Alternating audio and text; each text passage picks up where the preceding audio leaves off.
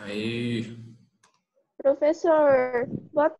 tarde. Foi repassado para o senhor os conteúdos que a gente já De quê?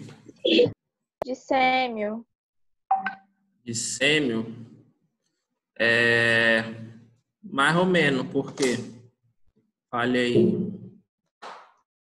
Ela Não, começou para saber, de porque qualquer pulmonar. coisa a gente passa. O que eu sei lá da galera do Habilidades é que a gente teve a parte lá do anamnese, exame físico inicial, né? Exame físico geral. E ela começou a dar alguma coisa de pulmonar, mas deu bem pouco, assim, só alguma coisa de exame físico, só onde ausculta essas coisas. Foi isso mesmo? É, por aí. Tá, beleza. Deixa eu tirar meu WhatsApp ali que tá apitando aqui do negócio.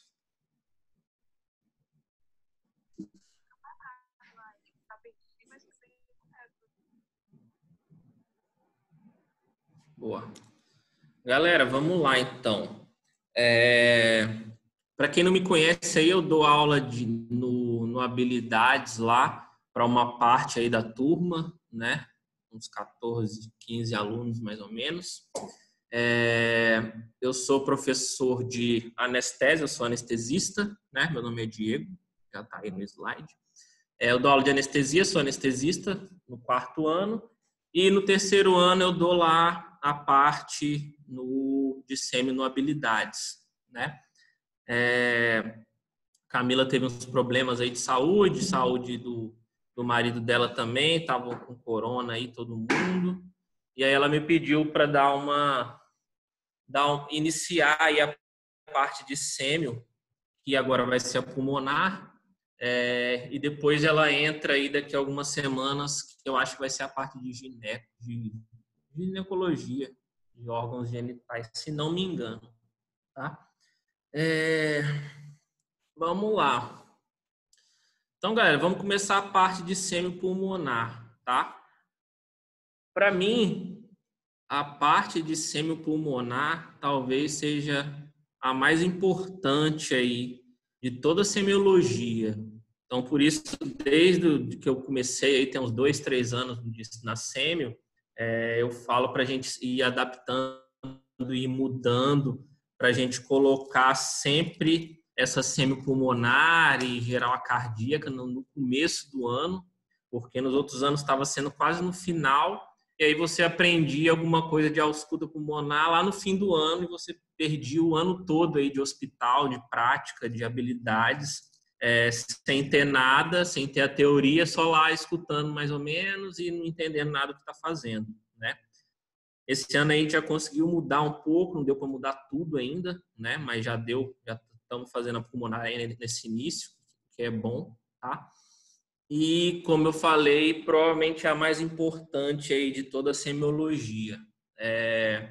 A gente, quando começa a estudar medicina, entrar na medicina, a gente já ganha o nosso estetinho, né? Todo mundo tem o seu esteto aí.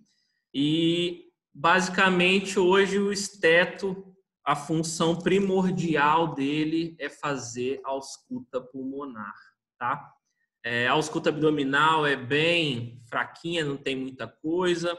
A ausculta cardíaca perdeu muito seu valor agora como a gente tem, em geral, de bem mais fácil acesso de ultrassom, de ecocardiograma, de eco à beira-leito, todo mundo aprende a fazer eco agora. Então, a ausculta cardíaca, que já não era grandes coisas assim, perdeu mais ainda. Mas a ausculta pulmonar não se perde, ela é o primordial, nem com ultrassom pulmonar, que é uma boa ferramenta, mas a ausculta pulmonar ainda continua como de valor importantíssimo semiológico e clínico aí no diagnóstico dos pacientes, né? Agora aí com esse coronavírus, a parte pulmonar ficou ainda mais importante, né? Todo mundo discutindo sobre ventilação mecânica, sobre insuficiência respiratória. Então, tá muito em voga aí a parte pulmonar. E é uma hora excelente aí para a gente começar a aprender essa semiologia, beleza?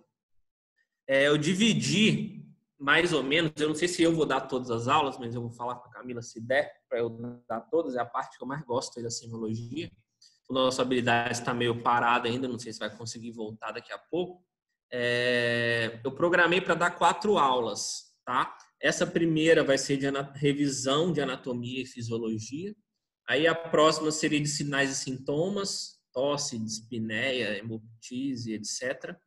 A outra de exame físico, pulmonar propriamente dito. E a última de síndromes pulmonares. Beleza? Então essa é a programação mais ou menos. Vamos ver se a gente precisa adaptar alguma coisa, a gente vai adaptando, tá? Mas se der tudo certo, a gente segue essa sequência aí. Beleza? Essas partes de semiologia, o Porto também preconiza isso, tanto que os capítulos, qualquer início de sistema, ele começa revisando a anatomia e a fisiologia.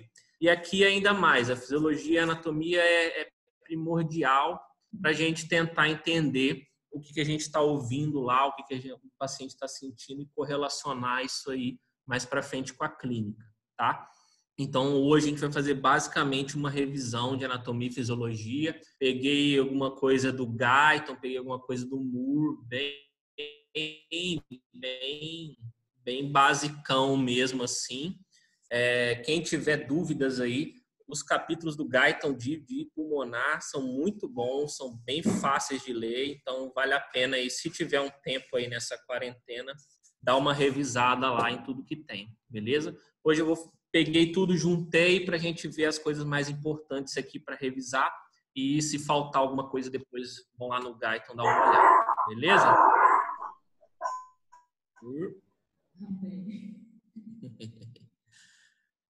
Então vamos lá, galera. Anatomia e fisiologia. Deixa eu diminuir isso.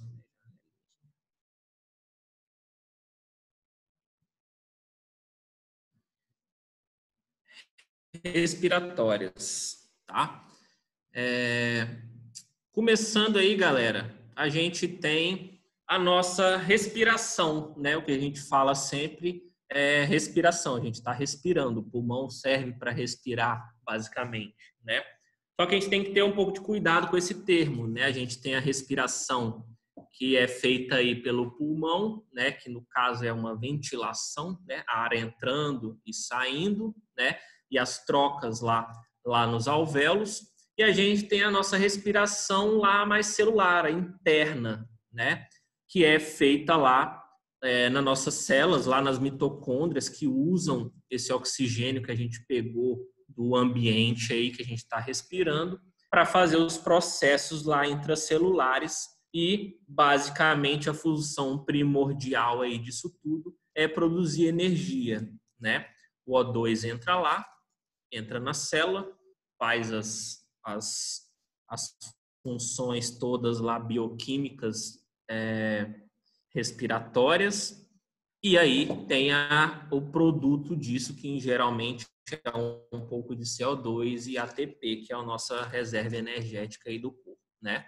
Então a função aí dessa respiração celular é basicamente a função de produzir energia, né, para o nosso corpo, e a gente vive disso, não tem como ficar, né? Não tem como ficar sem respirar. Parou de respirar ali 5, 10 minutos, você está morto, acabou, não tem saída, beleza? Então tá aí nessa figurinha aí do meio as nossas circulações, né? A gente tem basicamente, vou falar mais para frente um pouquinho, mas a gente tem basicamente 2 circulações, a grande e a pequena, né? A pequena circulação é aquela que vai do coração direito, átrio direito, ventrículo direito, joga o sangue lá para as artérias pulmonares e pulmão. Isso aí volta pelas veias pulmonares para o átrio esquerdo. Essa seria a nossa pequena circulação. E a grande circulação, saindo do ventrículo esquerdo, joga lá na aorta, sangue para o corpo todo, faz todas as trocas lá, O2 é utilizado pela célula, e o sangue volta com menos oxigênio lá para o coração direito, para ir para o pulmão e ser oxigenado de novo. Então, a gente tem basicamente 2 circulações, a sistêmica, ou grande, né, e a pulmonar, ou a pequena. Respiratório, né, que, além dessa função aí primordial de fazer as nossas trocas gasosas, né, que basicamente é trocar CAP2, ela tem outras funções que também são importantes, né? Nem todas, lógico, vitais à vida como essa. Essa é a principal, o pulmão está ali para isso, para fazer troca, né? Oxigênio, beleza? Ele faz isso lá nos alvéolos e tudo, daqui a pouco a gente vai ver com mais detalhes. Além disso, o pulmão faz uma coisa importantíssima, que é fazer uma parte do nosso equilíbrio ácido-básico, né? Não sei se vocês lembram lá das aulas de bioquímica dos sistemas tampões do corpo, né? O CO2, formando lá o ácido carbônico, faz uma parte do sistema tampão do nosso corpo. O que é o sistema tampão? Basicamente é regular o pH do organismo, tá? Ele regula o pH do organismo. Se está muito alto, ele tem algumas medidas. Se está muito baixo, ele tem outras medidas, tá? Em geral, quem está regulando isso aí, a gente depois vê nas aulas aí de gasometria, quem regula essa função, em geral, é pulmão e rim, tá? E o pulmão regula isso jogando fora ou mantendo um pouco mais o CO2 no corpo, tá? O CO2, a gente pensa nele sempre como sendo uma parte ácida. Então, se está com muito ácido no organismo, uma acidose por algum motivo, o pulmão começa a respirar mais, fazer mais ventilações para mandar mais CO2 que é ácido para fora. E se eu estou com uma alcalose, pH baixou, ele tem formas de tentar, né? Nem sempre consegue tentar regular o pH do corpo, beleza? Então, uma função importantíssima também. Equilíbrio térmico, né? A gente perde muito calor pela respiração, perde muita água pela respiração, né? Eu estou lá com meus pacientes cirúrgicos lá entubados numa anestesia geral, eu tenho que ter em mente mais ou menos que ele vai perder bastante líquido pela respiração, pela intubação que eu fiz. Então, eu tenho que repor essas perdas aí, já que ele perdeu esse equilíbrio quando o paciente está numa anestesia geral, tá? Então, ele tem uma função importante aí nessa perda de água e de calor, tá? Do nosso sistema respiratório mais alto, a gente tem o olfato, né? Muito importante também, uma função aí primordial para a vida, né? Lógico, dá para viver sem olfato? Lógico que dá, né? Mas é uma função importante, principalmente nos primórdios lá. Como é que o cara sabia que um alimento estava bom ou não? Ele cheirava, estava podre e não comia, né? Salvava, às vezes, a vida lá do cidadão, beleza? E, lógico, serve para muitas coisas, não é uma função primordial, tá? A gente tem também aquecimento das vias superiores, né? Das mais altas, aquecimento, umidificação e filtração do ar, né? O ar que a gente respira geralmente está mais frio do que o nosso corpo, né? Aqui em Porto Velho, nem sei se sempre, né? Que a gente está nesse calor infernal sempre. Quem está aqui, né? Não sei se todo mundo está aqui em Porto Velho, mas a gente está numa temperatura corporal de mais ou menos 36 e pouquinho, e a gente respira o ar aí de 28, aqui em Porto Velho, 28, 25 graus, 30 às vezes, né? E as vias aéreas superiores aquecem, dão uma umidificada nesse ar para não ressecar tudo lá para baixo, tá? As vias aéreas também têm a função de vocalização, né? Fonação, a nossa fala, tá aí o nosso aparelho glótico, nossa laringe, tá? Cordas vocais que vão fazer essas funções, primordial também. E outra também importantíssima, já lá mais nas partes mais baixas, mas desde as vias aéreas iniciais a gente tem as partes ciliares aí que a gente vai ver, fazendo essa defesa aí contra partículas e patógenos inalados, né? Tá aí o nosso coronavírus aí falando muito sobre isso, a gente inalando ele, entrando lá para baixo e infectando o nosso pulmão, que é o que ele faz aí no dia a dia, esse maldito, né? Então, a gente tem proteção, tem que ter essa proteção. Nem tudo que a gente inala, né? nem toda partícula que a gente inala chega lá no nosso pulmão e infecta, né? A gente tem proteção contra a grande maioria dos patógenos aí, partículas que vão descendo aí pelas nossas vias aéreas quando a gente respira. Beleza? Então, essas aí são as funções primordiais para a gente relembrar, tá? E saber do que a gente está falando aí quando a gente fala de sistema respiratório, né? Aqui não só da parte pulmonar em si, né? Mas para chegar no pulmão tem que passar pelas vias aéreas. Não vai ser especificamente, a gente não vai falar de vias aéreas superiores, nariz, garganta.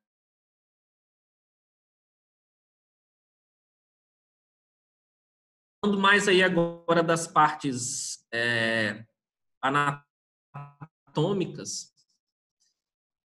Tá tranquilo aí, galera? Tá todo mundo me ouvindo? Deu um negócio instável. Deu um delay assim, né, professor? Mas melhorou, né? Voltou? Melhorou, tá tudo bem.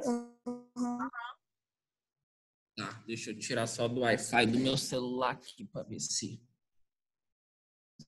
vai melhorar. Não sei se vai chover, vai saber, né? Então, galera, se ficar meio lerdo aí, vocês avisam que eu dou uma pausa, tá? Então tá aí, galera, a da parte mais anatômica, a nossa caixa torácica, né? Ou parede torácica, mais o do arcabouço ósseo, que a gente vai falar, tá? Coisas importantes aqui e para a gente depois entender a nossa anatomia de superfície, que a gente vai ver, tá? Vocês conseguem ver meu mouse, não? Sim. Sim, professor. Então, a gente tem no meio do tórax aí o nosso externo, certo? É um osso que é composto de 3 partes. A parte superior, que é o manúbrio, o corpo do externo e lá embaixo o apêndice xifoide, que nem sempre é palpável, geralmente ele está mais para dentro do tórax e nem sempre a gente consegue palpar ele, tá? A gente tem aqui em cima a nossa clavícula, né? Que vai ser utilizada aí para a gente fazer as nossas linhas. A gente tem linha M clavicular, a gente vai usar a clavícula como referência. A gente é um osso que é bem palpável aqui, né, na região superior do tórax, e a gente vai palpar, vai fazer uma medida dela e vai, em geral, traçar a linha média dela para descer na linha M clavicular, tá? É uma linha que está no meio. Depois a gente vai mostrar as figuras, não nessa aula, na outra, tá? E a gente tem na parte da frente aí ainda as nossas costelas, né? Que basicamente vão fazer aí a proteção da nossa região torácica, né? Lembra que tanto coração, pulmão, mediastino estão tudo aqui dentro dessa caixa, tá? Que é uma caixa que fica hermeticamente fechada, basicamente cria um vácuo ali dentro e a gente usa a respiração com esse vácuo, tanto se a gente tiver um furo aí na caixa torácica, dá problema pra gente, tá? Então, as costelas, galera, a gente tem aí 12 costelas, né? As lá de baixo não são completas, né? Não fazem a volta todinha. As últimas 7, 8, 9 e 10, elas se juntam aí nas cartilagens e se ligam lá, beleza? Coisas importantes aqui para a gente saber. Os espaços intercostais, tá? Aqui a gente tem a primeira costela logo embaixo da clavícula, tá? E esse primeiro espaço intercostal aqui, que está entre a primeira e a segunda costela, geralmente ele não é palpável, você não consegue palpar ele porque ele fica embaixo da clavícula, tá? E a gente usa como referência aí para fazer algumas coisas na semiologia o nosso segundo espaço intercostal, tá? Ele, em geral, é o primeiro que a gente consegue palpar. A gente palpou a clavícula, desceu um pouquinho. O próximo espaço que eu palpo aqui já é o segundo espaço. Eu posso palpar dessa forma, tá? Descendo aqui, procurando minhas costelas e achando o espaço. Ou eu posso vir palpando pelo meu externo, tá? E achar esse ângulozinho do externo, que é aquela junção entre o manúbrio e o corpo, tá? A segunda costela vai se ligar logo nesse ângulozinho aí. Se eu achei o ângulo, geralmente ele é fácil de palpar, porque está bem no meio aqui, não tem nessa região, não tem tanta gordura, nem tem mama nas mulheres, nem o homem, nem se for um pouquinho mais gordinho. Em geral, ainda dá para palpar bem. Eu vou descendo, a hora que eu acho esse ângulo, eu venho para o lado e eu sei que aqui, em geral, está a minha segunda costela, e um pouquinho para baixo, eu sei que está o segundo espaço intercostal. Beleza? Né? Porque os dois focos, aórtico e pulmonar, estão no segundo espaço intercostal, né? Ao lado aí do externo, então vão ser utilizados para isso. Beleza? E aqui na nossa parte pulmonar, é importante a gente fazer a palpação, né, dos espaços intercostais, não só o segundo, mas todos os outros, porque a nossa percussão, né, ó, lembra da percussão? A gente aqui na caixa torácica, a gente não pode percutir em cima dos ossos, em cima das costelas, tá? A gente vai pôr, tem lá as nossas duas costelas de cima e de baixo, eu vou pôr o meu dedo bem no meio entre elas e aí vou fazer a percussão, beleza? Então a gente tem que ter essa noção dessa anatomia aí das costelas para não percutir em cima. Se eu percutir em cima de osso, o som dele é maciço, tá? Eu não vou ouvir o som que eu quero, que é o som lá do pulmão ou das anormalidades que vão ter lá no pulmão, beleza? Na parte de baixo aí tem esse ângulo, né, que é o ângulo que ele chama aí de infraesternal, subcostal, mas, né, que nos pacientes mais brevilíneos esse ângulo é menorzinho e nos longilíneos, não, ao contrário, brevilíneos esse ângulo é maior um pouquinho, né, o cara é mais atarrachado, atarracado, e nos caras mais longilíneos esse ângulo é mais fechadinho, beleza? Só para ver aí o que a gente está estudando, beleza? E na parte posterior é importante a gente saber que a gente tem a nossa escápula, né? Que é o osso aí que está na região dorsal, mais superiormente, né? E também a gente não pode fazer percussão em cima da escápula, senão ele fica um som maciço. E a gente também não pode fazer a ausculta pulmonar em cima da escápula, porque você vai ter a sua ausculta prejudicada, beleza? Então aqui na parte da frente, você basicamente pode fazer a ausculta em qualquer ponto, né? Pode fazer superiores, médios e vai lateralizando, né?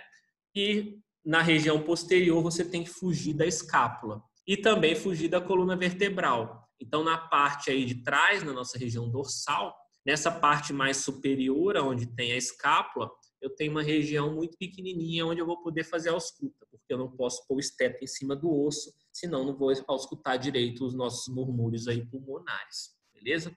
Então tem que ter noção de onde ela está e escapar dela para a gente não ter a ausculta prejudicada. Tranquilo?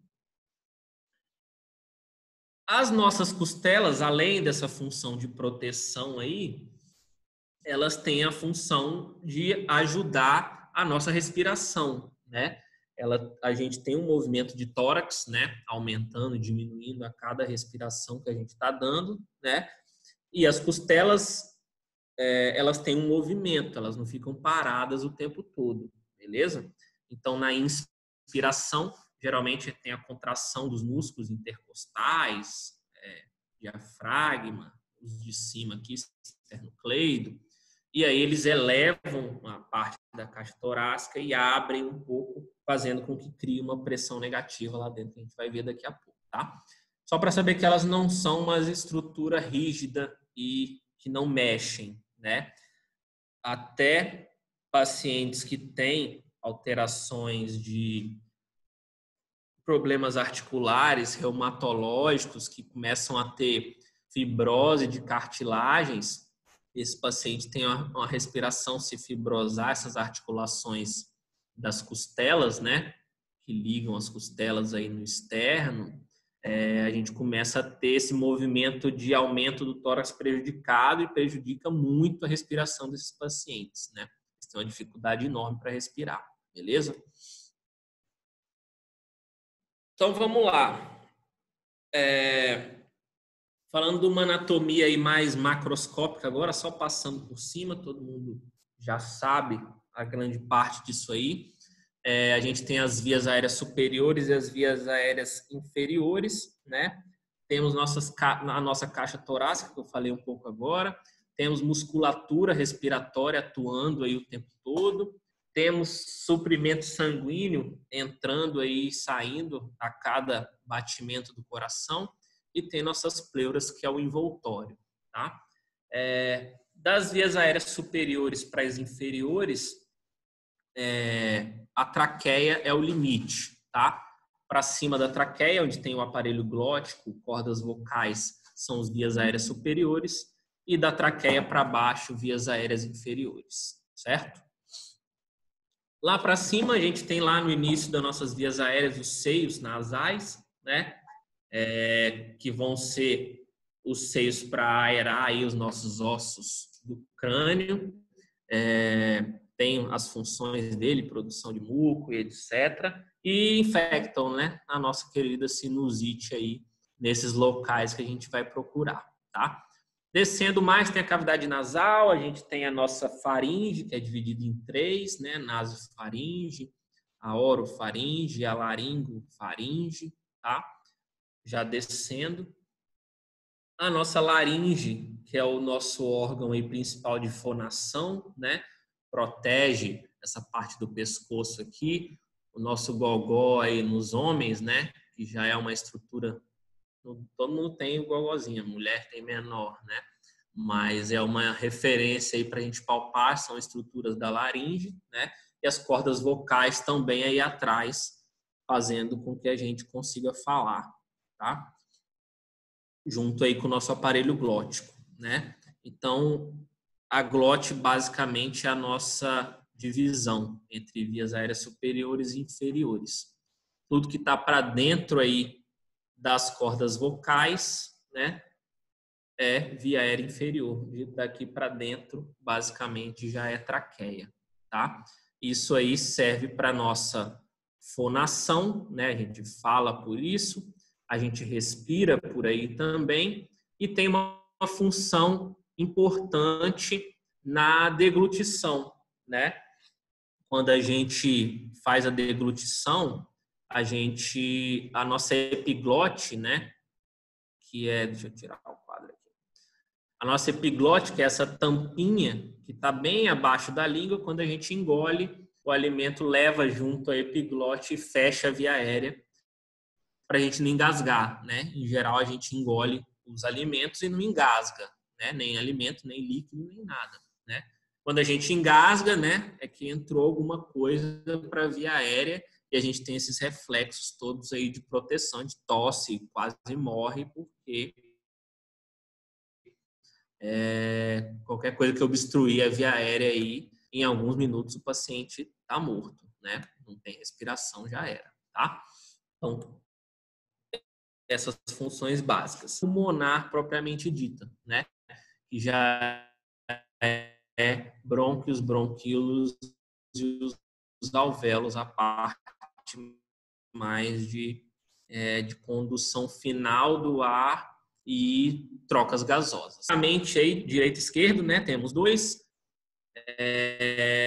O nosso direito ele é dividido em 3 lobos principais, superior, médio e inferior, e o pulmão esquerdo, superior e inferior só, tá? Lembra que o nosso pulmão esquerdo tem uma relação íntima aí com o coração, né? O coração está bem abaixo dele, até essa parte da língula cobre ele algumas vezes, principalmente em inspirações mais profundas, tá? E a gente tem aí no tórax ainda a nossa região do mediastino, né?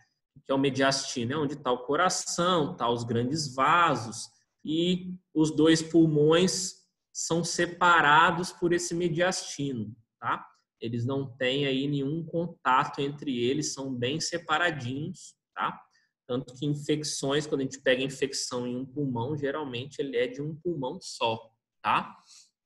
Agora mudou um pouco esse coronavírus aí, ele pega os dois, pega de uma vez. Mas quando a gente pensa nas pneumonias, que são as principais infecções aí pulmonares, que são as bacterianas, né? Geralmente são infecções unilaterais, né? Não consegue passar de um pulmão de um lado para o outro lado. Infectou um lado, ele vai ficar lá o tempo todo, basicamente, tá? E aí, nos cortes da tomografia aí do lado, né? Essa relação íntima aí com o coração, né? Essa relação com o coração, ela não é só anatômica, né? Tem uma relação toda circulatória, hormonal, tem muita coisa que relaciona o coração e o pulmão, né? Todo o sangue que chega no coração esquerdo, lá no átrio direito, passou pelo pulmão. Então, qualquer problema que aconteça no pulmão, o coração também vai ser afetado, né? E muitas vezes problemas cardíacos vão lá e afetam meu pulmão também, tá? Então, eles têm uma relação mútua aí, qualquer problema em um deles pode, e em geral, afeta também o outro, tá? A parte de imagem, galera, o Porto traz aí também, mais para o final dos capítulos, geralmente, a parte de exames, né? Não vou falar muito, vocês têm aí com o Dr. Pedro Gama, né? A parte de rádio, de imagem, né? Então, acho que ele dá melhor que eu aí essa parte. Então, vou falar alguma coisa, mas vou falar pouco, tá? Qualquer dúvida que ficar aí, vocês vão manda no chat aí ou dá um oi aí que a gente para e vai falando, beleza? E cobrindo aí os pulmões, né? A gente tem a pleura, tá? Ela é basicamente uma película que envolve os pulmões e a caixa torácica, tá? O que é a pleura, basicamente? Ela é uma película, né?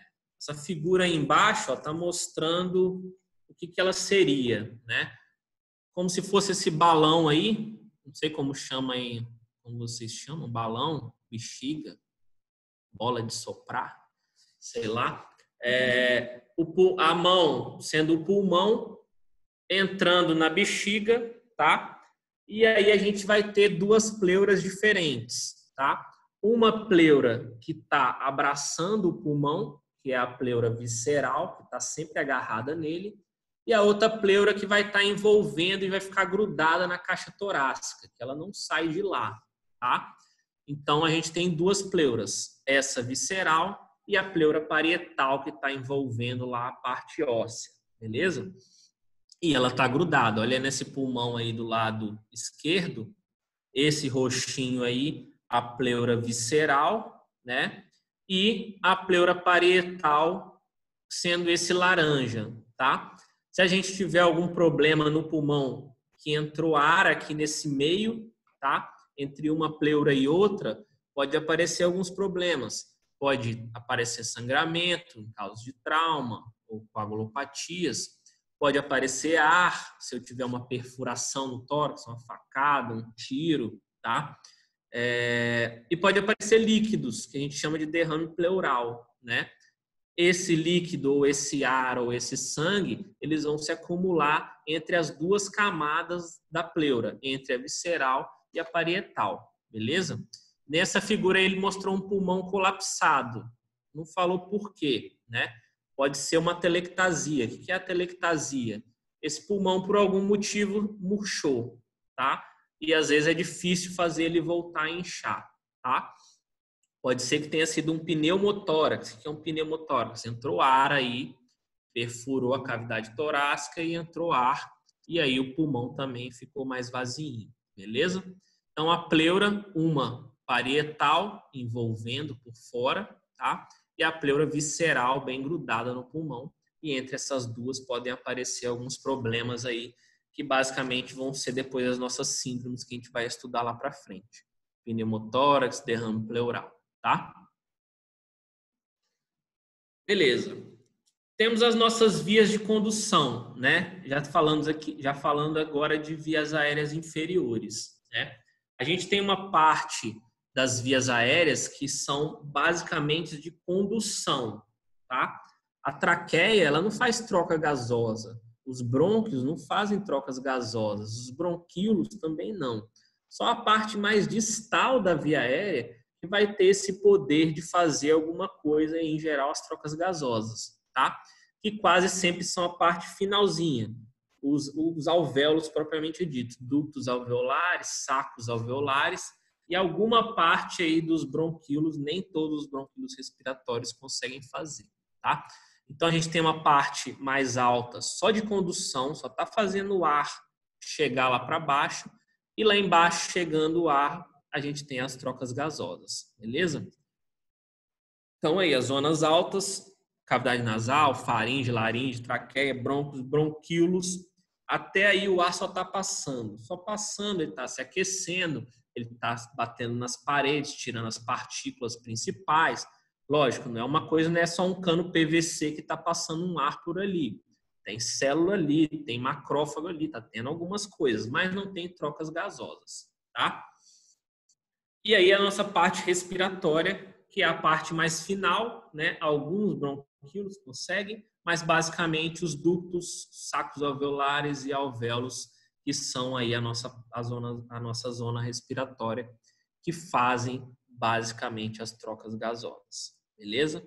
Troca gasosa, oxigênio para dentro, CO2 para fora e CO2 respirado para fora, tá? Como a gente tem uma divisão gigantesca, né? O pulmão vai se ramificando milhões e milhões de vezes aí. A gente tem uma área, uma superfície de área respiratória de trocas gasosas gigantesca no nosso corpo, né?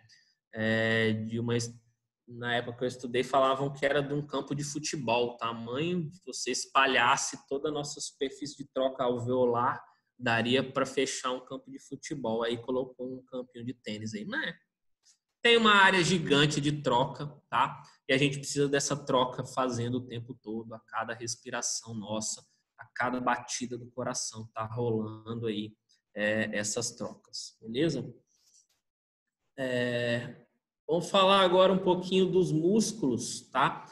Falei aí das nossas costelas, né? Na parte posterior a gente tem as vértebras torácicas, que são 12 também, 12 costelas, 12 vértebras torácicas. Temos as cartilagens externo e os nossos músculos, né? A gente tem músculos que fazem principalmente a parte de inspiração, e outros que fazem alguma parte da expiração, tá? Vamos lembrar que a nossa parte inspiratória, para puxar o ar para dentro, eu preciso de muito mais trabalho de músculo do que na expiração, tá?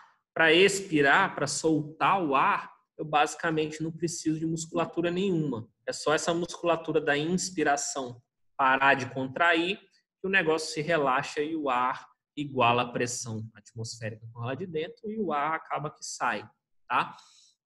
Eu posso fazer, lógico, uma expiração forçada, né?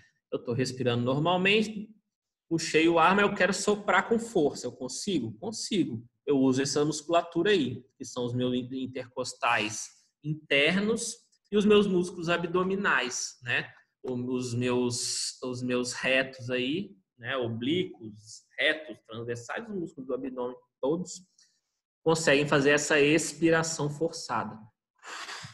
Eu sopro com força, contraindo a barriga e contraindo os intercostais internos, tá? Então é importante. Mas numa expiração normal, eu basicamente não uso essa musculatura, tá? Importante eu saber dessa musculatura, porque se eu tiver alguns problemas que está dificultando a saída de ar dos meus brônquios, bronquíolos, traqueia, etc., eu começo a ter que fazer mais força para expirar. Você vai ver o seu paciente começando a usar essa musculatura aí de abdômen, principalmente, para fazer a expiração. Tá difícil dele jogar o ar para fora, ele começa a contrair os músculos abdominais para jogar o ar para fora. Então é importante aí na nossa inspeção a gente olhar se ele está usando lá os músculos da barriga para poder expirar ou não, né? Principalmente nos pacientes asmáticos, DPOC, que tem muita dificuldade de expirar, de jogar o ar para fora, tá? E tem os nossos músculos inspiratórios, né? Que é o que a gente usa, está usando aí toda hora, a gente está respirando, está usando eles querendo ou não, tá? O músculo principal, lógico, é o diafragma, né? É o que basicamente faz a maior parte aí da nossa mecânica ventilatória, tá? Ele está separando aí a nossa cavidade torácica da cavidade abdominal, tá? E a contração dele faz com que tenha uma pressão negativa gigante. Daqui a pouco, lá para frente, a gente vai ver como é que a gente inspira e expira, tá? Então, o diafragma é o principal. A gente também tem outros. A gente tem esternocleido, que é aqui no pescoço. A gente tem os escalenos, que também estão aqui junto com o esternocleido.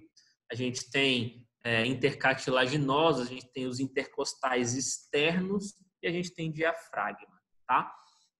Por que é importante a gente saber desses músculos inspiratórios? Quando a gente entra em insuficiência respiratória, a gente começa a ter falência desses músculos, tá? Pense lá você malhando, tá lá na academia, fazendo lá bíceps, rosca, né? Pega lá 50 quilos, uma hora o teu bíceps cansa. Cansou teu bíceps, não adianta você pegar peso mais, ele não vai contrair, tá? O diafragma também é um músculo. Se ele começa a ser usado muito e muito e muito além do que a gente é capacitado a usar dele normalmente, esse músculo entra em falência, igual entra o nosso bíceps lá malhando. Adianta eu continuar fazendo lá o bíceps? Não adianta, daqui a pouco meu braço cai e não tem mais força, tá? E aí é um problema. Imagina o seu diafragma, que é o principal músculo, falhando. Como é que eu vou respirar? O cara começa a tentar usar essa musculatura que a gente chama de acessória, né? O diafragma é o principal, mas a gente tem os outros também que dão uma ajudinha. Não faz grandes coisas assim, mas eles ajudam, tá? Que são principalmente os intercostais e os escalenos e esternocleido aqui em cima, tá? E aí a gente fala que o paciente está com uso de musculatura acessória, tá? Ou seja, o diafragma dele está falido ou quase falindo e os outros músculos lá estão contraindo bastante para tentar ajudar o cara a respirar, tá? E aí depois eu vou mostrar os vídeos em outras aulas aí. A gente tem o que a gente chama de tiragem intercostal, né? É o cara respirando e entre as costelas dele o músculo contraindo e entrando para dentro e saindo na expiração, tá? Então é importante a gente saber desses músculos, serve aí para nossa inspeção, saber o que o cara está respirando, se está respirando bem ou não, se está fazendo muito esforço expiratório, se ele está fazendo muito esforço inspiratório. Então é importante a gente saber dessa musculatura, beleza? E lembre, eles são músculos. Músculos, se eu trabalhar muito ele, malhar muito, ele cansa, fadiga e ele, como é que eu recupero o meu bíceps? Eu deixo ele lá paradinho 2 dias, meu amigo, daqui a 2 dias ele tá zerado, eu vou lá e malho de novo, né? E o diafragma, dá para eu parar com ele lá 2 dias? Não dá, né? Ele precisa funcionar, beleza? Faliu total, o que eu faço? Boto ele lá no respirador, né? Hoje em dia todo mundo sabe aí o que é o respirador, ou ventilador mecânico, que está aí em voga, aí todo mundo comprando, né? Porque não tem mais, não tem UTI, basicamente. Então, quando o cara entra em falência respiratória, não consegue mais os músculos respirar e fazer a contração, eu vou lá e boto ele no ventilador, boto um tubo na boca dele, lá dentro da traqueia, e o respirador respira por ele até ele recuperar da doença lá de base dele. Certo? Tranquilo até aí, galera? De boa? Olá, não tô vendo o chat não, viu? Se alguém mandou coisa no chat aí, ele fica fechado aqui, tá? Qualquer coisa vocês gritam aí. Falar um pouquinho da circulação, tá? Falei lá no início, né, o que é mais ou menos o que acontece. A gente tem, basicamente, chegando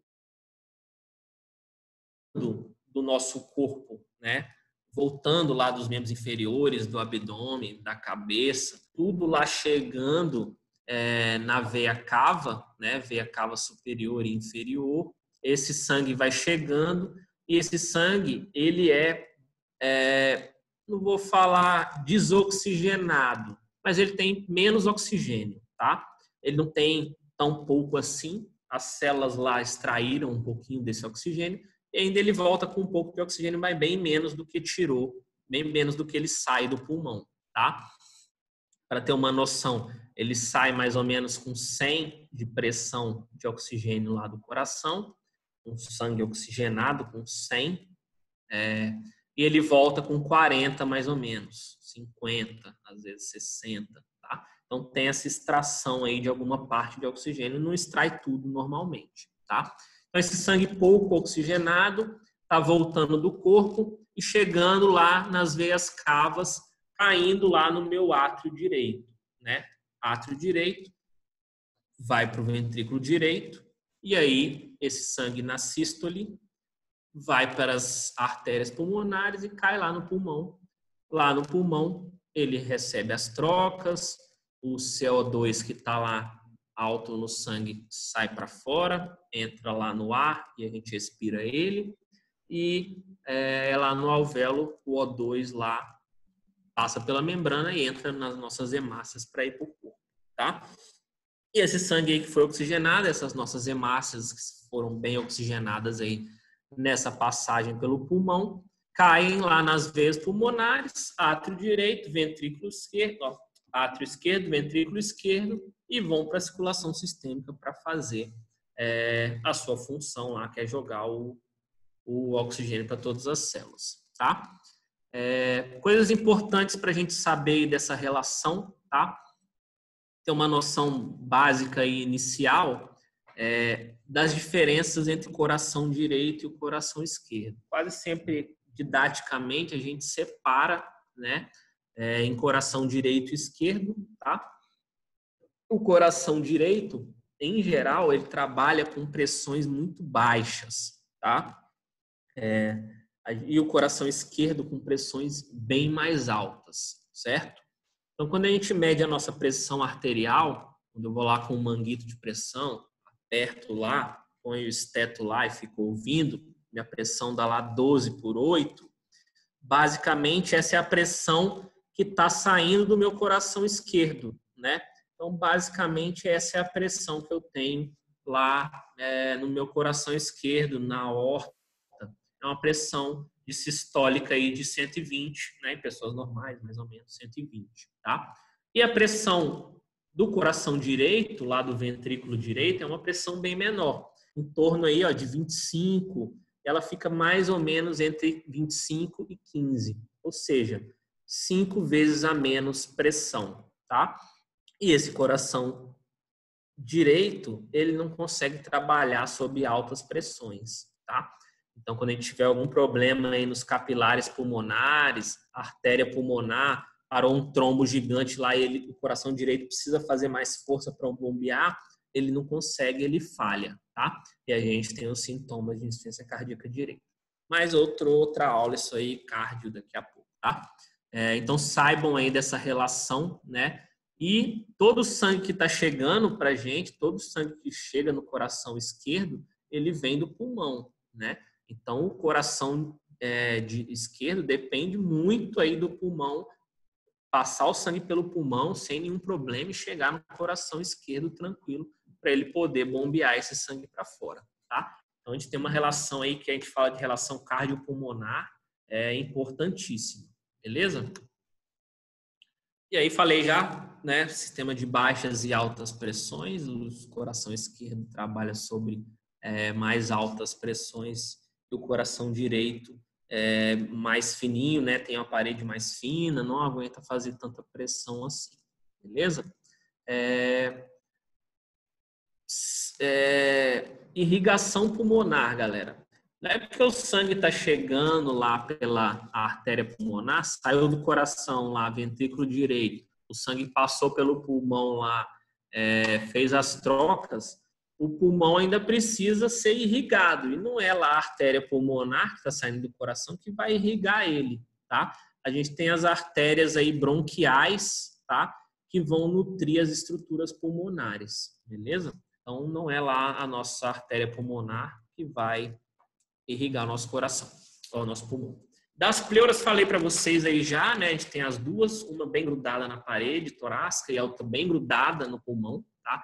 Então, Em geral, entre elas tem um líquido, né? Que é um líquido quase mínimo, não tem nada ali, é um líquido que serve para a gente deslizar uma com a outra a cada respiração que eu faço.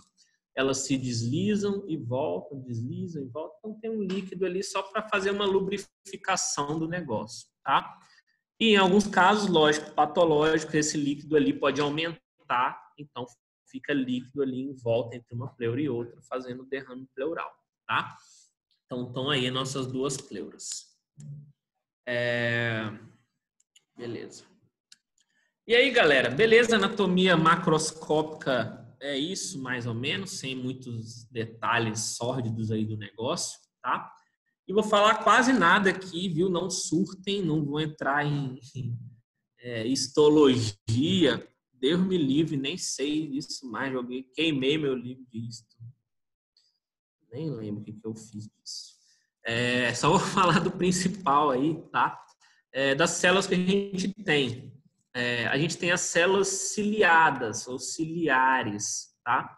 O que elas fazem? Pelo próprio nome dela diz, ela tem cílios, né? O que esses cílios lá dentro das nossas vias aéreas fazem? Quando eu estou puxando o ar respirando, eu estou puxando um monte de porcaria junto. Vírus, bactérias, partículas, ácaros do ambiente. Isso está entrando lá e ele vai entrando, faz um fluxo turbilionar, né? Esse ar vai batendo nas paredes e esses cílios vão pegando essas partículas e vão jogando para fora de novo, né? Então, vira e mexe, eu dou lá um pigarro lá, ó, e tiro um monte de porcaria lá da minha via aérea. Em geral, o que eu faço? Engulo isso aí. Isso cai lá no meu estômago e lá o ácido vai lá e destrói o negócio, né? Ácido clorídrico. Então, o cílio faz isso aí, basicamente. Ele protege a minha via aérea aí contra esses problemas, essas partículas estranhas que estão chegando, tá? E a gente tem as células caliciformes que produzem muco também. É especial a gente ter atenção com essas células porque os nossos queridos tabagistas, né? O cara lá fumante, fuma lá cigarro, fuma hoje os eletrônicozinhos, narguilé, blá, blá, blá, tudo isso aí começa a destruir minhas células ciliadas, né? Não tem mais cílio lá para jogar isso aí para fora. E aí, o que acontece com o cara que fuma bastante? Ele começa a ter muito pigarro, né? É um sintoma aí do cara que é fumante, porque ele destruiu as células de cílios dele, o cílio não consegue mais jogar essa secreção que acumulou para fora, e aí ele tem que ficar pigarreando toda hora. Toda hora ele faz o pigarro para o negócio sair, tá? Lógico, o cara está muito mais propenso a ter infecções, a pneumonia e a nossa famosa, que a gente vai ver mais para frente, DPOC, tá? Quem puder já ir dando uma olhada. Diga. A produção de muco excessiva é por causa da perda de cílios ou não? Ou não tem nada a ver? Como é que é? Fala de novo que eu não ouvi. Tipo, a produção excessiva de muco é por causa da perda dos cílios ou não tem nada a ver? Em geral, como tem muita partícula estranha, em geral, o cara que fuma, ele vai matando os cílios, eles vão ficando menores, e aí fica muita partícula estranha acumulada, né? Não seria... E aí a célula de muco acaba que produz mais. Não seria porque os cílios teria a função de tirar a motilidade, ele tiraria essa secreção e sem os cílios aí não sai essa secreção? Isso. E aí o muco tem que ser produzido mais para poder lavar esse negócio aí e o cara fazer o pigarro e ir embora, a sujeira toda. Beleza?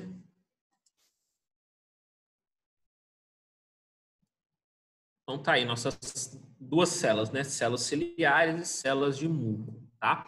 Então você vê aí, ó, que nem todas as células têm cílios, né? Nem toda a nossa árvore traqueal, brônquica, etc., tem cílios, tá? As partes mais distais, que são as partes respiratórias, elas não têm mais cílios, elas estão fazendo as trocas. Os cílios são as partes mais altas, que estão pegando esse ar aí turbilhonado e as partículas para poder proteger a nossa parte mais baixa, que é nosso pulmão, tá? Então, cílios tem nas partes mais altas aí, basicamente, nas nossas zonas de condução, tá? E a gente tem as nossas células alveolares, né? Que as células já as finais lá, as células alveolares do tipo 1 que fazem as trocas gasosas, né? Estão lá coladinha com os vasos sanguíneos. Então a hemácia passa de um lado, joga o oxigênio para o CO2 para fora, o oxigênio entra, então tem essa troca aí de CO2 e O2 a partir da membrana celular aí dessas células alveolares, tá?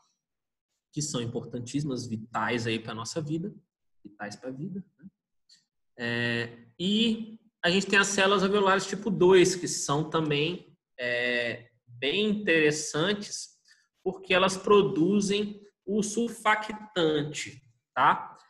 O surfactante, em geral, a gente ouve pouco falar isso aí, de surfactante, a gente ouve falar muito na pediatria, né? Por quê? O que o surfactante faz? Basicamente, ele deixa os nossos alvéolos abertos, tá? Pense bem eu fazendo uma expiração forçada, soltando todo o ar. Os meus alvéolos não colabam totalmente. Porque se eles colabam totalmente, em alguns casos acontecem atelectasias, etc. Se eles colabam totalmente, é difícil para eles abrirem de novo. Eu preciso de uma pressão mais alta ali para eles abrirem de novo. Então, normalmente, esse surfactante é uma camada de líquido que envolve os alvéolos e não deixam ele fechar totalmente na expiração, tá? O que é importante disso? Em geral, os nossos bebezinhos prematuros, né? Quando nascem, o nosso surfactante começa a ser produzido lá quando a gente está na barriga da mãe com 30 semanas, mais ou menos, e às vezes eles nascem com 29, com 28, com 27 semanas, às vezes com 30 mesmo, e esses bebezinhos não têm surfactante. E aí a gente tem um remédio, que é o surfactante, para a gente fazer para esse bebê ter o surfactante lá até ele começar a produzir. Então a gente entuba o bebê, põe lá o tubo na traqueia dele e joga o surfactante lá e vai começar a pegar alguma coisa lá para poder proteger esse pulmão desse bebezinho que já está recém-nascido, tá? Então surfactante aí é legal, é importante a gente saber, beleza? E aí, nos alvéolos, ainda a gente tem os macrófagos, né? Macrófagos para fazer a proteção. Qualquer bactéria, vírus, fungo, qualquer coisa que chegar aí, esse bichão aí vai tentar proteger a gente, né? E, em geral, ele consegue, às vezes não. Certo, galera? Então, essa aí é a nossa parte de anatomia, um pouquinho de fisiologia. Vou falar agora um pouco da parte ventilatória, tá? Como o ar entra e sai dos pulmões a cada ciclo que a gente faz, né? Basicamente, a gente está respirando aqui o tempo todo, né? Vocês aí que não estão falando, estão respirando, né? E não está pensando normalmente nessa respiração, né? Agora todo mundo vai pensar na respiração. Mas até então, ninguém estava pensando, estava todo mundo lá respirando, prestando atenção, sei lá, dormindo, fazendo alguma coisa aí. E respirando sozinho, ninguém liga. A gente tem uma regulação lá, bulbo, cérebro, mandando, né? E a gente respira sozinho. E às vezes, quando a gente quer, quando a gente precisa, por algum motivo, tá afim, a gente pode assumir esse controle, né? Os músculos da respiração são músculos esqueléticos, né? A gente manda neles, tá? Eles se contraem sozinhos, na maioria das vezes, fazem tudo sozinhos, mas às vezes a gente pode mandar neles aí, a gente aumentar a frequência respiratória, diminuir a frequência respiratória, fazer uma apneia, a gente pode mexer aí enquanto a gente quiser, tá? Então vamos lá. Falei um pouco aí já dos músculos respiratórios, tá? A gente tem que pensar, galera, respiração, ventilação aqui, a gente está falando de entrada e saída de ar, a gente tem que pensar basicamente em pressão e em volume, tá? Por que que o ar entra para dentro da nossa via aérea? Isso é normal? Não é, né? A gente não está vendo ar passando, não está sentindo ar passando aí direto.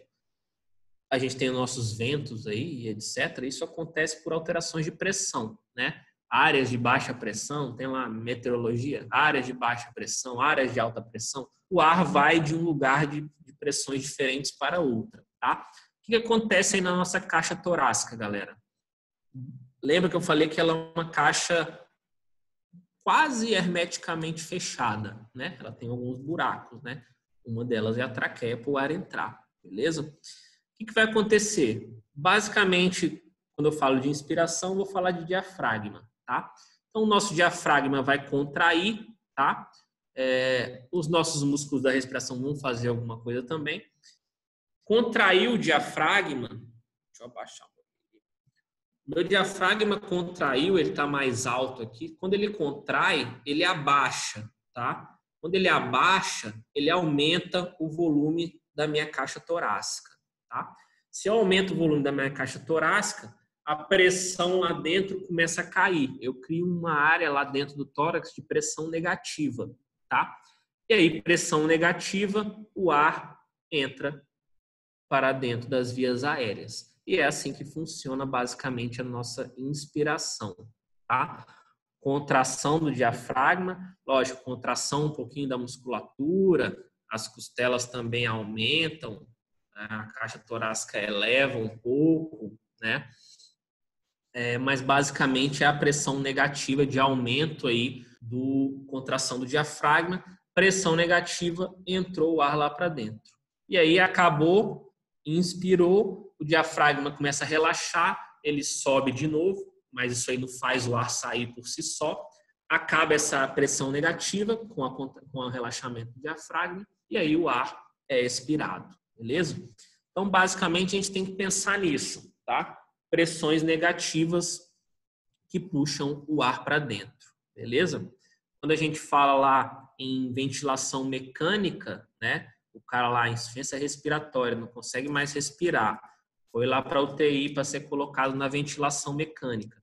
A ventilação mecânica faz basicamente o contrário da nossa respiração normal, né? Como é que a ventilação mecânica joga ar lá para dentro da gente? Ele joga com pressão positiva. Põe um tubo aqui na minha boca, joga uma pressão lá para dentro, o ar entra. A musculatura em geral está mais relaxada mesmo, o ar entrou e na hora de puxar, ele relaxa, ele tira essa pressão positiva, o ar sai sozinho, beleza? Então, na ventilação mecânica, a gente tem basicamente o contrário do nosso fisiológico, né? Por isso que ficar em ventilação mecânica não é uma coisa tão legal assim, né? Faz lesão no pulmão, infecta, é uma porcaria, né?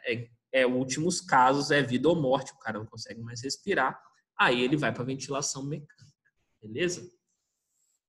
Então tá aí, falei dos nossos músculos respiratórios, os músculos aí inspiratórios vão se contrair, né? Principalmente o diafragma, mas esses outros aí inspiratórios também se contraem, fazendo a caixa torácica aumentar, as costelas separarem um pouquinho, as costelas mais superiores sobem um pouquinho, levantam um pouquinho o externo. Então, não só o diafragma, mas os outros também atuam, tá? E para fazer a expiração, o contrário, relaxou tudo lá, todos os inspiratórios relaxaram, e aí, se eu quiser fazer uma força a mais, eu uso aí os meus abdominais para jogar o ar para fora, beleza? Então, basicamente aí, ó, contração do diafragma, pressão negativa, ar para dentro, tá? Falei tudo. Então, o ar, como eu falei aí, pela lei dos gases, lei de Boyle, lembra lá da química, física, sei lá da onde a gente estuda isso aí. Um ar vai de uma área de alta pressão para uma de baixa pressão. Criei pressão negativa dentro do meu tórax, o ar vai entrar para lá, beleza? Simples assim. E aí eu posso ter alguns problemas, né? Ó, se eu tiver ar aí, eu tomei uma facada aí no tórax, ó, começou a entrar ar, né? A hora que eu faço a inspiração, crio pressão negativa, o ar entra por aqui, mas também entra pelo buraco. E aí começa a dar ruim, né? Começa a ter o meu pneumotórax aqui, tá? essa pressão de fora aqui iguala com a pressão atmosférica. E aí o raio-x aí do lado, ó. Já tiveram imagem da parte de pneumo com o Pedro? Já sim, professor, foi a primeira. Boa. Então já sabem tudo aí dos pneumotórax, né? Ele adora pneumotórax, né? Não mataram ninguém não, né? Com pneumotórax, né? Espero. Não. Então tá aí nosso pneumotórax aí, ó.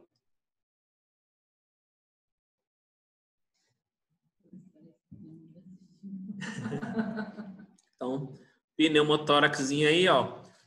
Raio-x, pulmãozinho murcho, né?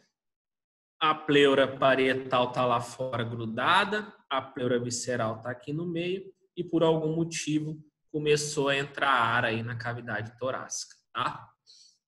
Então tá aí o nosso pneumotórax. Vai atrapalhar a nossa mecânica ventilatória?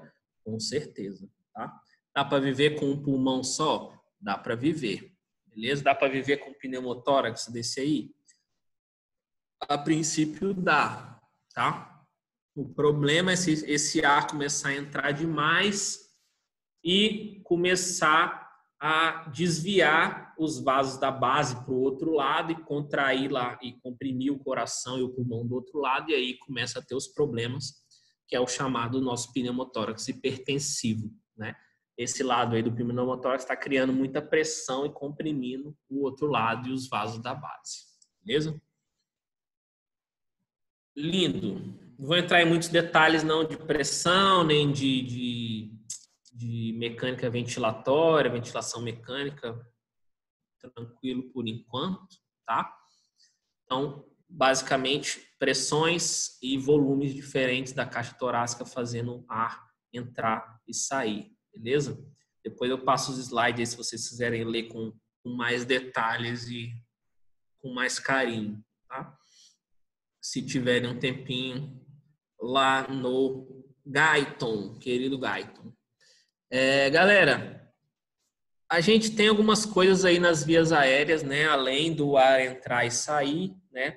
A gente tem alguns termos que a gente fala que são broncoconstrição, broncodilatação, tá? Passando por fora, pelos nossos brônquios aí, traqueia, brônquios principalmente, os brônquios menores, a gente tem também músculo, tá? São músculos lisos que podem contrair ou relaxar de acordo com algumas características nossas, tá? Lembra lá que a gente tem o nosso sistema simpático e parasimpático, né? O nosso sistema simpático, a gente sempre lembra de luta ou fuga, né? Então, a gente está pronto para correr, se precisar, ou pronto para lutar, né? E na parte pulmonar, o que isso faz? Basicamente, o simpático faz broncodilatação, tá? Ele dilata o brônquio para, se eu precisar puxar mais ar, ter uma reserva maior pulmonar, eu tenho lá essa reserva, beleza? E o parasimpático faz o contrário, faz broncoconstrição, tá? Então eu tenho medicações para atuar, que atuam aí nesses músculos lisos, fazendo broncodilatação, às vezes broncoconstrição, tá? E vão ser aí parte do tratamento da asma, parte do tratamento da TPOC, de alguns broncoespasmos, reações anafiláticas. Eu tenho medicações aí para atuar nesses sistemas aí simpático e parasimpático de acordo com o que eu quiser, tá? E lógico, isso vai fazer com que aumente ou diminua a resistência, e se eu tenho mais resistência, eu tenho menor fluxo lá rolando na minha via aérea, tá? Então aí, ó, mostrando só um paciente com asma, né? Nessa figurazinha aí da direita, a asma faz o quê? Inflama os nossos brônquios, né? Brônquios inflamados, a luz onde está passando o ar é diminuída, e aí eu preciso fazer mais força, né? Fazer mais força para puxar o ar e, em geral, para expirar também, tá? Então, isso aí aumenta a resistência das vias aéreas e diminui o fluxo de ar, começa a ficar mais difícil de eu respirar, tá? Uma outra doença importante aí, que é o enfisema, né? Que faz parte do espectro aí do DPOC, né? No DPOC a gente tem a parte enfisematosa e a parte bronquítica, tá? E o enfisema nada mais é que a destruição dos meus alvéolos, né? Tá aí, ó, na figura da esquerda o alvéolo bonitinho, uma superfície de troca bem grande, né? O ar passa por aqui e vai trocando, né? Fazendo as trocas. E a da direita aí o alvéolo todo destruído, o ar entra aí, não consegue ter contato com as paredes para fazer as trocas porque já tem poucas paredes, está tudo destruído, né? E aí o cara, apesar de respirar até bem, a troca lá tá falhando. Então esse cara daqui a pouco vai começar a ter outros problemas, beleza? E fibrose pulmonar, que ele deixou aí como exemplo também, não é um problema propriamente dito dos brônquios, nem dos alvéolos, mas começam a ter fibrose na parte de fora e esse pulmão não consegue mais esticar e relaxar direito, né? Principalmente esticar. O pulmão é basicamente uma esponja, né? Ele enche e esvazia a cada respiração. Se começar a ter muito acúmulo de colágeno ali, ele vai ficar difícil de expandir e o cara também começa a ter dificuldade para respirar, tá? Beleza? Lindo. Essa parte de volumes aí, o Porto não colocou nesse início da aula, mas depois ele põe lá na parte de espirometria, tá? Que é um exame importante aí para a gente fazer o diagnóstico desses pacientes com doenças pulmonares crônicas, tá? A espirometria basicamente é um exame que põe um cara lá numa sala e manda ele respirar lá por um tubo, fazer as expirações dele o máximo que ele conseguir, depois puxar o máximo de ar que ele conseguir, e aí o cara vê o quanto de volume que ele tem lá no pulmão. E para saber aquilo lá, eu tenho que saber isso aqui, que é essa figurinha aí, que é clássica, né? Provavelmente todo mundo já viu, estudou ela aí alguma vez na vida. Agora às vezes estão na SEMI, vão ver de novo, já viram lá na Físio, daqui a pouco vão ver lá na Pneumo de novo, e etc. E vai vendo sempre aí, até escolher uma especialidade diferente que não veja mais isso, tá? Ou não. Então tá aí essas curvas que são muito interessantes, tá? Basicamente, galera, pensando nessa figurinha aí como um alvéolo, a gente pode, se a gente quiser, puxar muito mais ar do que a gente está acostumado a puxar normalmente, ou puxar muito menos ar do que a gente está acostumado normalmente, esvaziar o nosso pulmão o máximo possível, tá? Normalmente, o que a gente faz? A gente respira uma respiração normal, né? Não inspirando demais, nem expirando demais, a gente fica aí no nosso basal. Esse basal nosso é chamado de volume corrente, tá?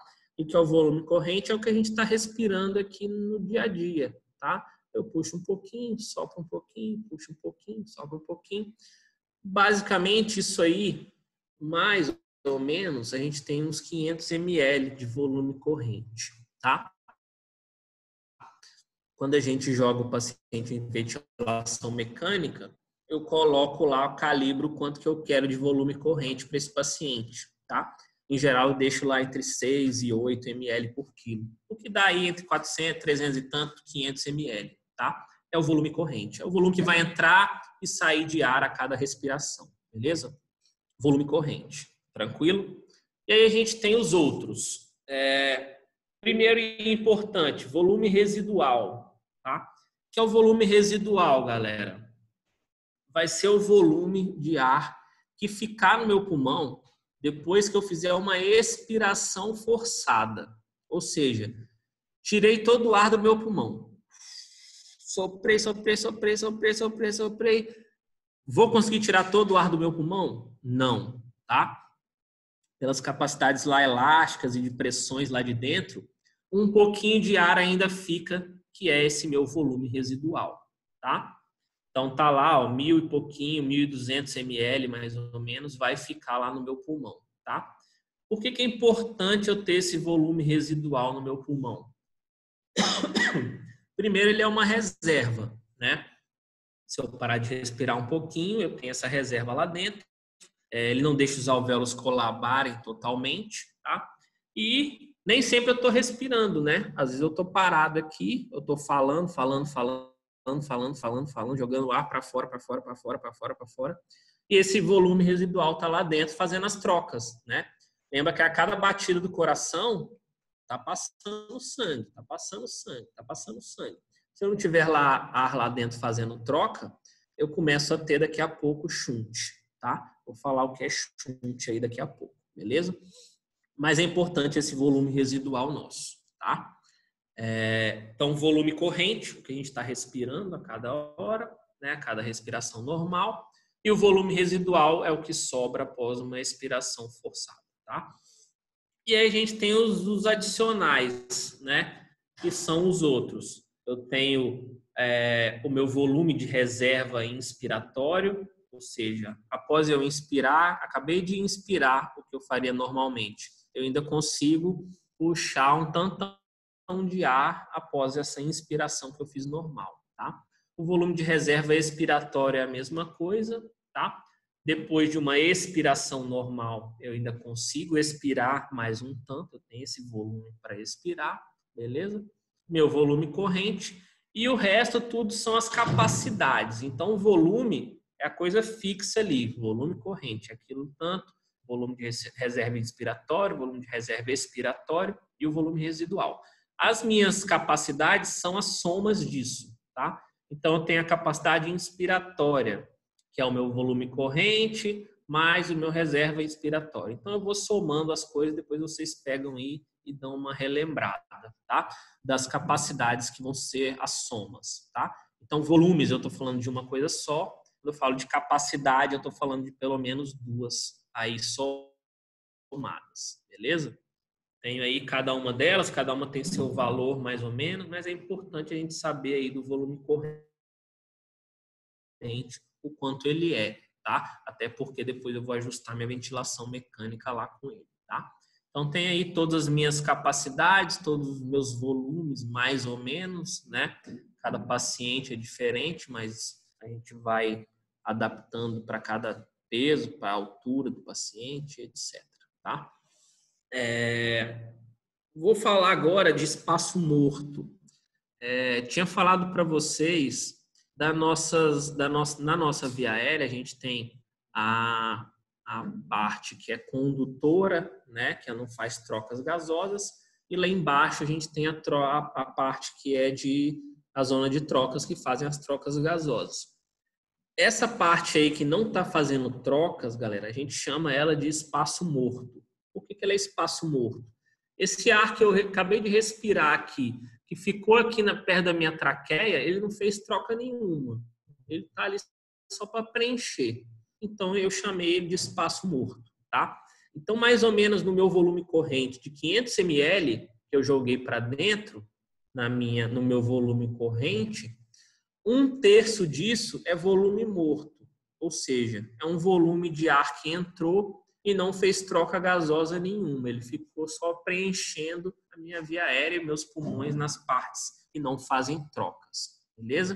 Então, quando vocês ouvirem falar de espaço morto ou efeito de espaço morto, pense em um ar que está ali, mas não está fazendo troca.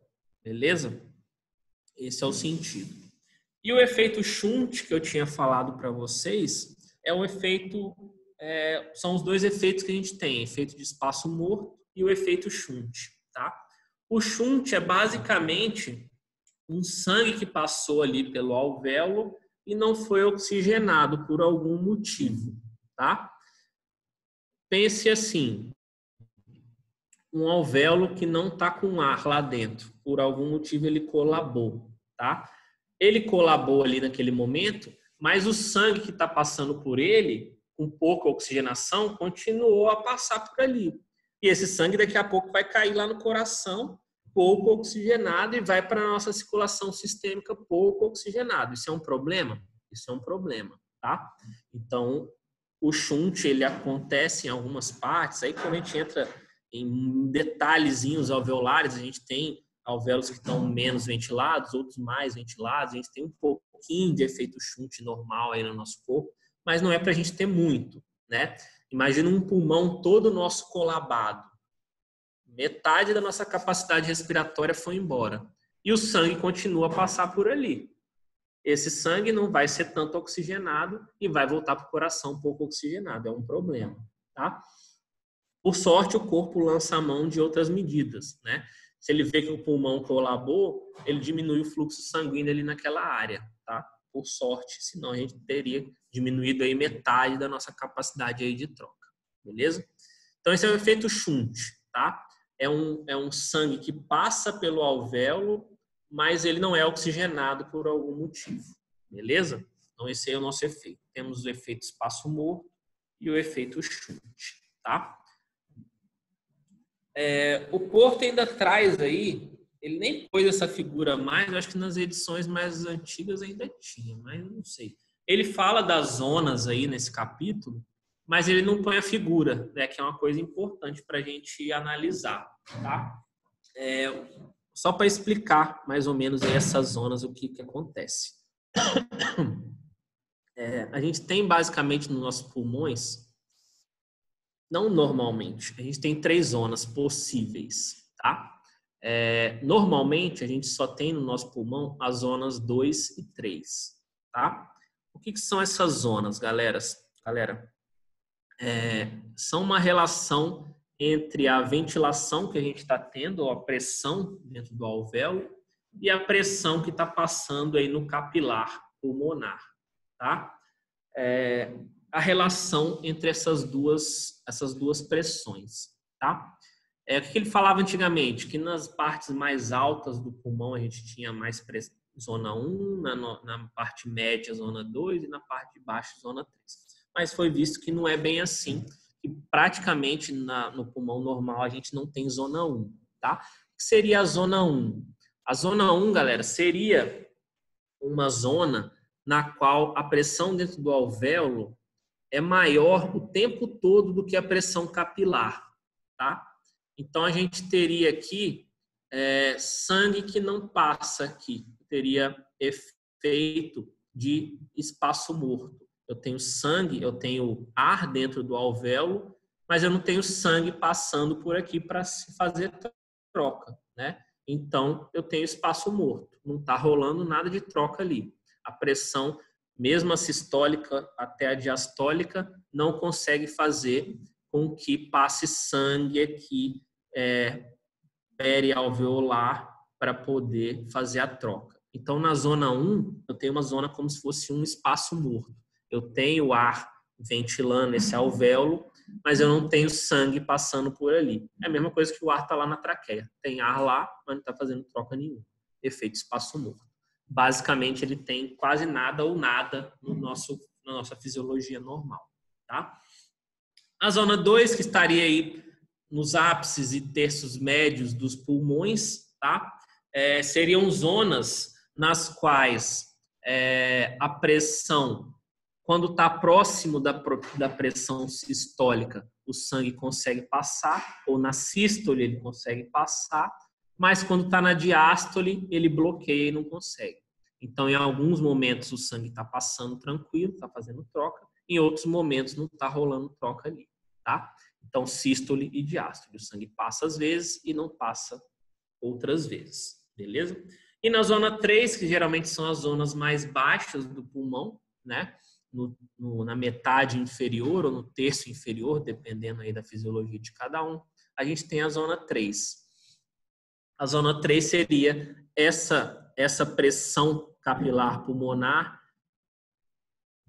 na sístole ou na diástole, fica tendo fluxo sanguíneo ali o tempo todo e aí rolando troca o tempo todo, tá? Então, a veia, o capilar ali aberto, tanto na sístole quanto na diástole, beleza? Então, zonas 3 mais baixas, nas partes mais baixas do pulmão, e zona 2 nas partes mais altas, e zonas 1 vão acontecer geralmente em algumas patologias. Por exemplo, o paciente está com hipovolemia, ou seja, perdeu sangue por algum motivo, a pressão está mais baixa, e aí começa a acontecer um pouquinho dessa zona 1 aí em alguns lugares, tá? Por baixas de pressão, beleza? Depois dei uma lida aí no porto, tem essa parte aí, se não entender também, vai lá no Guyton que tem mais explicadinho a parte dessas zonas aí, beleza? 1, 2 e 3. 2 e 3 tem fisiologicamente, normal no nosso corpo. Zona 1, em geral, partes mais patológicas, hipotensão, hipovolemia, tá?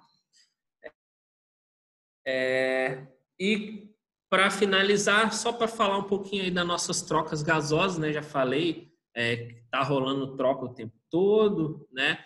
Tem as zonas aí que às vezes acontecem na sístole e na diástole não, tá? Mas basicamente temos que lembrar aí da nossa hemácia, né? É a hemácia, a célula que transporta aí o nosso oxigênio, o nosso CO2, né? Até lá nas células e traz o CO2 de volta aí para o pulmão, tá? Para ser exalado. E aí é nessa parte aí que no alvéolo que acontece essas trocas. Tem toda essa parte de pressão, a pressão alveolar de oxigênio está tanto, a pressão lá capilar de oxigênio está tanto, então o oxigênio vai de uma parte que está de alta pressão para baixa pressão, o CO2 ao contrário, está com alta pressão no sangue e baixa, um pouco menos de pressão no alvéolo, então ele flui para o alvéolo por causa disso, tá?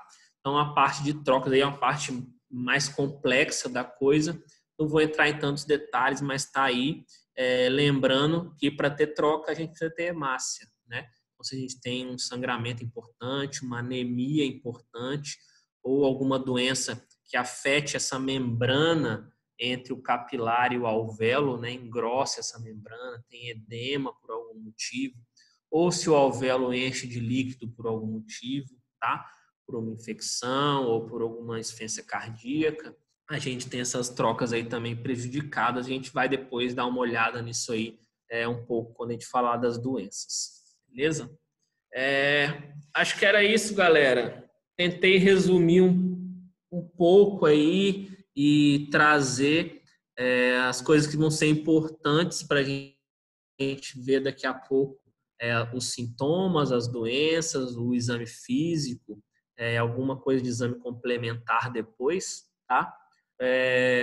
Se puderem, deem uma lida em DPOC, uma doença, a principal doença aí que a gente estuda na parte pulmonar, tá?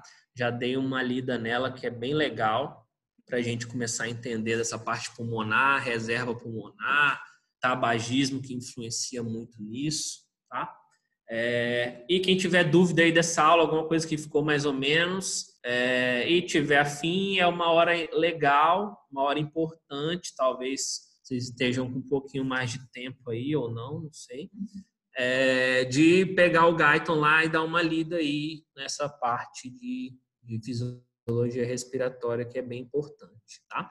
A ideia na medicina é isso, é sempre rever, galera. Vocês vão rever, agora é a hora de rever anatomia e fisiologia, tá tendo sêmio, daqui a pouco no quarto vocês vão rever sêmio, rever anatomia e fisiologia, então vai sempre revendo, até uma hora a gente tentar ver se entra na mente, a gente consegue aprender. Beleza? Acho que era isso. Se alguém tiver alguma dúvida, mande aí. A ideia é fazer aí na próxima sexta aula de sinais e sintomas, tá? Como eu estou montando a aula toda semana aí, eu não tinha nenhuma aula pronta dessas, então estou montando tudo aí em cima da hora, tá? Fazendo o possível para a gente tentar ter um bom curso aí de semiologia pulmonar. Beleza? Professor, Diga. a aula foi top, viu? Parabéns. Depois o senhor pode disponibilizar os slides pra gente, por favor? Igual o senhor tinha falado, tem serve como roteiro também. Eu mando no... Não sei se está muito grande, eu fiz agora. Eu mando no WhatsApp aí, se der, senão eu mando um drive aí para vocês. Beleza, a gente tem e-mail da turma também, caso fique mais fácil. Daí o senhor vê como... Depois me passa aí no WhatsApp aí que eu mando. Beleza, obrigado, professor. De boa, galera. Então é isso, valeu. Estudem aí, aproveitem o fim de semana, né? Estudem bastante, aproveitem e vamos ver aí no habilidade se a gente consegue desenrolar alguma coisa aí, não sei como é que tá, proibiram, mas agora falaram que talvez, não sei. Então, vou ver esse fim de semana aí se a gente consegue fazer alguma coisa, beleza? Valeu, professor. Valeu, beijo para todo mundo. Qualquer coisa, manda mensagem aí que a gente vai responder. Falou! Fechou, professor. Valeu.